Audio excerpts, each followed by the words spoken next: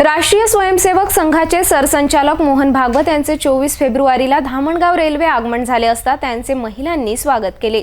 यावेळी भागवत यांनी मंगरूळ दस्तागीर येथील मंगलामाता मंदिरात पूजा अर्चना केली। राष्ट्रीय स्वयंसेवक संघाचे सरसंघचालक मोहन भागवत यांचे 24 फेब्रुवारीला अमरावती जिल्ह्यातील धामणगाव रेल्वे येथे दौऱ्यावर आले असता त्यांचे मोठ्या उत्साहात स्वागत करण्यात आले।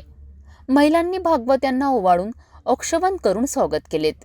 मोहन भागवत यांनी सकाळी मंगरूळ दस्तगीर येथील मंगलामाता देवस्थान जाऊन पूजा अर्चना करून दर्शन घेतले। या दरम्यान मंदिराच्या 82व्या साक्षात्कार दिनानिमित्त मोहन भागवत यांनी उपस्थिती दर्शविली। मंगलामाता देवस्थान आगमन होताच भागवत यांचे स्वागत करण्यात आले। मोहन भागवत यांनी मंगलामाता देवस्थान येऊन मंगला देवीचे दर्शन घेतले।